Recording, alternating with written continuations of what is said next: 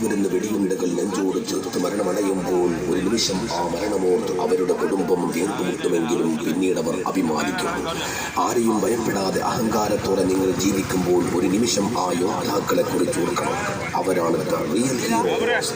കൊടമങ്ങാട് നിർമ്മിച്ച ജവാൻ യൂഫയിൽ കോലോത്തുംതൊടി സ്മാരക bus waiting ഷെഡിങ്ങിന്റെ ഔപചാരികമായ ഉദ്ഘാടനം ഇന്ന് വൈകുന്നേരം 5 മണിയോടുകൂടി Indian military subedar major Veerankutty പൊന്നാട് നാടിനായി സമർപ്പിക്കുകയാണ്.